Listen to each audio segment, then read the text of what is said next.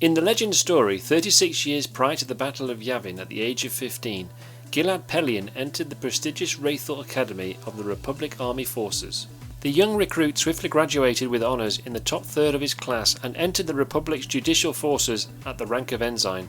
Pellaeon's first command assignment was aboard an escort craft for a convoy near Garverin. After pirates attacked the convoy, the young ensign evaded capture and destroyed the pirate craft, and Pellaeon was promoted for his quick thinking in the incident. In 27 BBY, Pellaeon was fortunate enough to be aware of the Outbound Flight Project, an expedition into the unknown regions which was meant to further the Republic's reach beyond the galaxy, but his rank did not allow him any further knowledge on the expedition. In 22 BBY, the Clone Wars began when a group of worlds broke away from the Republic to form the Confederacy of Independent Systems. By this time, Pellaeon was at the rank of captain in the Republic Navy and commanding an acclimated-class assault ship, Leveler. Pellaeon was committed to his men and admired the Grand Republic Army for their professionalism, despite not knowing how the army actually was assembled. After the Clone Wars ended and the Republic was reorganised into the Galactic Empire, Pellaeon continued serving in the new Imperial Navy, swiftly becoming an executive officer aboard the ship. Although Pellaeon had the opportunity to serve under various prominent Imperial figures, such as Grand Moff Tarkin, his rise through the ranks during this period swiftly slowed. He continued to serve aboard the Chimera and remained vehemently loyal to the Imperial Navy, despite his dislike for Darth Vader's treatment of Navy officers. As a naval executive officer at the peak of Imperial power, Pellaeon held high expectations and standards from his subordinates, and he instilled discipline and efficiency into the Chimera's crew.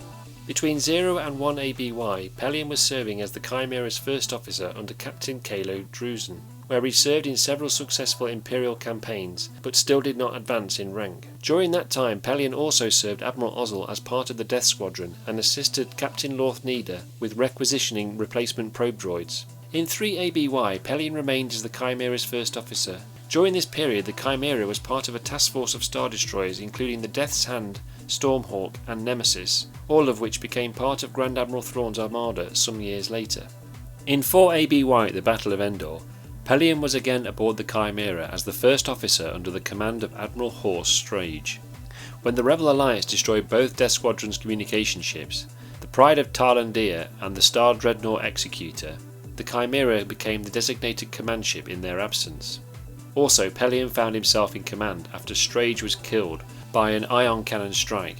With the Imperial chain of command in chaos and communications from the Death Star and the Imperial fleet in total confusion, the Rebel Alliance eventually destroyed the Death Star. With the battle becoming untenable, Pellaeon ordered the Imperial fleet to retreat to Anai, the nearest sector capital. Although Pellaeon wished to swiftly return to Endor and defeat the rebels before word of the Emperor's death spread, Admiral Haas pulled rank with Admiral Pritik, and they decided to stay at Anai. The remaining fleet eventually split due to Haas' impatience to venture into the deep core, and Pritik opting to guard the core worlds. In the immediate aftermath of the fracturing empire, Pellaeon remained loyal to the Imperial ruling council and Grand Vizier Saint Pestage, and eventually Yusani Isard. When Isard lost control of Coruscant to the New Republic, Pellaeon remained loyal in preserving her Imperial fleet at Tefira.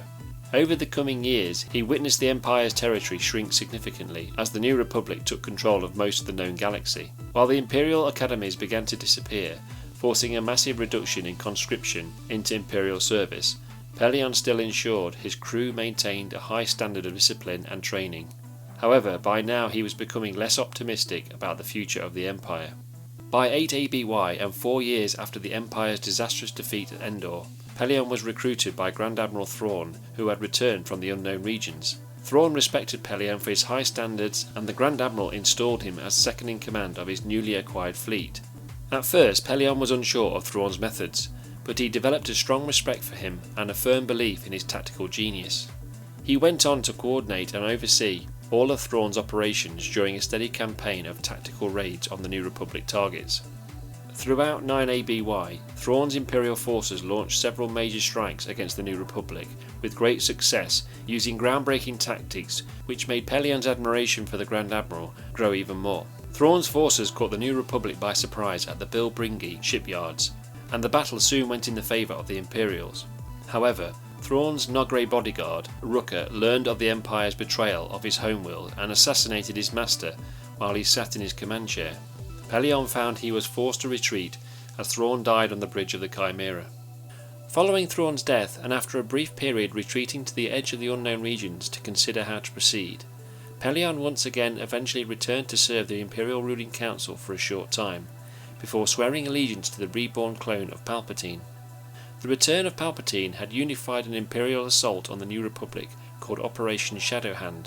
During the campaign, which concluded in another defeat for the Sith Lord, Pellaeon lost the Chimera and was forced to abandon the vessel he had commanded for so many years.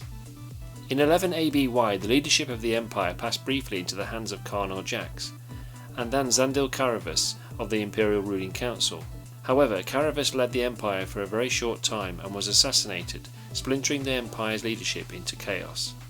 Pellaeon's loyalties shifted from the infighting of the Imperial ruling council to joining the warlord Truton Teradok in the Deep Core, who at that time held the largest remaining Imperial fleet.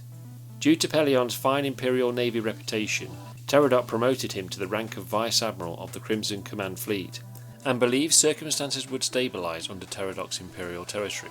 Instead, to Pellaeon's dismay, the High Admiral was more concerned with territorial infighting with Warlord Harsk. In 12 ABY, Admiral Latasi Dala emerged in an effort to reunify the squabbling warlords and turn their attention to destroying the New Republic rather than each other.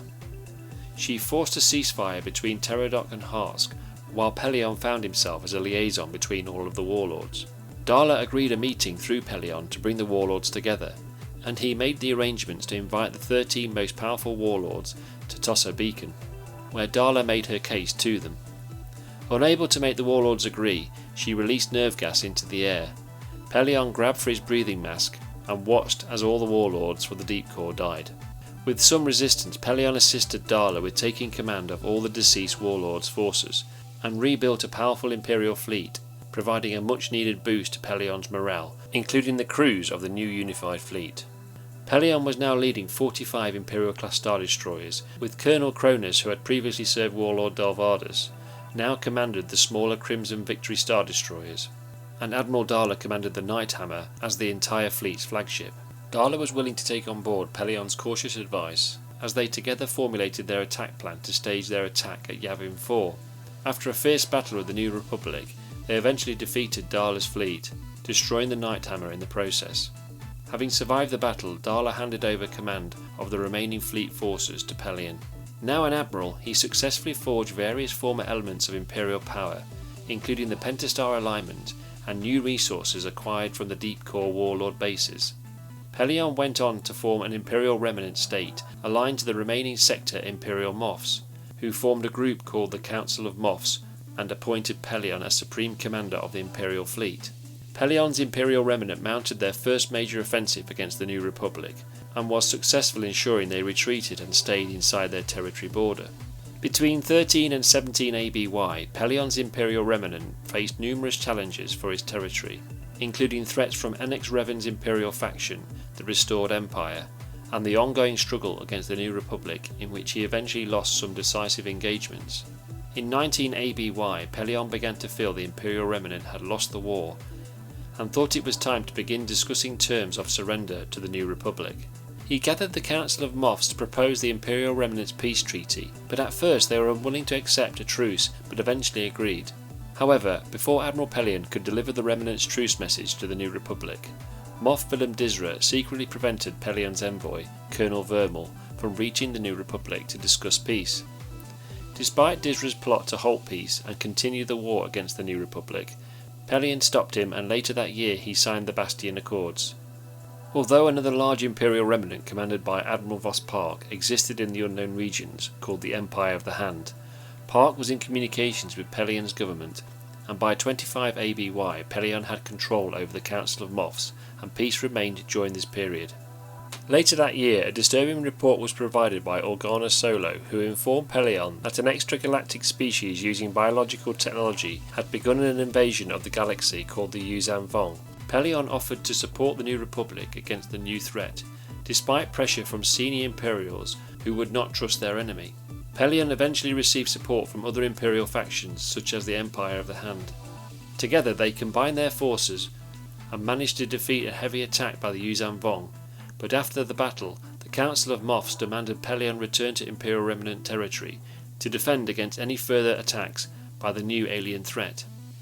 the Yuuzhan Vong soon returned to push into New Republic territory, even taking Coruscant. Desperate for help, Organa and Han Solo were dispatched on a diplomatic mission to attempt to recruit the Imperial Remnant's aid.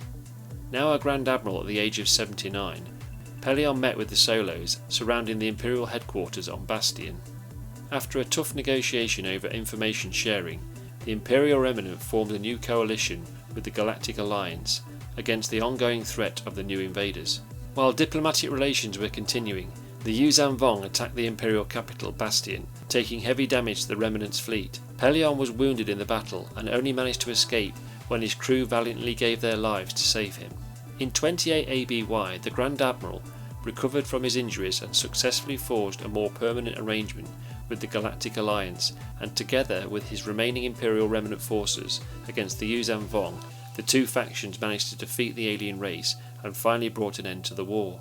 Soon after the war ended, Pellaeon returned to Bastion, where he made the decision to step down from government and military service before retiring.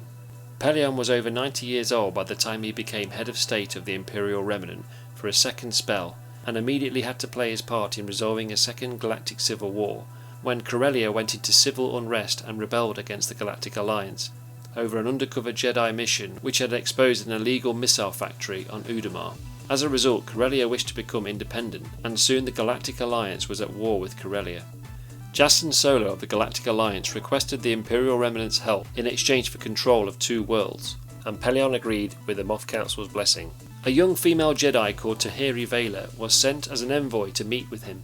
However, Pellaeon did not trust Jacen Solo and was unaware the Jedi had secretly become a Sith, known as Darth Caedus. When the Galactic Alliance's fleet arrived on Fondor and began to bombard the planet under Solo's leadership, a ceasefire was ordered to open talks with the Fondorians. However, Solo wished to press on with the attack, but Pellaeon would not support him with the Imperial Remnant. When envoy Tahiri Vela aboard the Star Destroyer went to plead with Pellaeon, he refused to support Solo, and she shot and murdered Pellaeon inside his cabin at the age of 92. Pellaeon had seen 4 galactic conflicts over a 70-year period and had no desire to see any more. As he grew older, he desired to simply leave the galaxy in a more orderly place when he died. Pellaeon was a true Imperial. Don't forget to like, comment and subscribe to the Galactic Empire Star Wars channel for more Imperial videos. Follow me on Instagram and Twitter, and please check out all my links below for all things Star Wars. Thank you for watching, long live the Empire, and as always, may the Force be with you.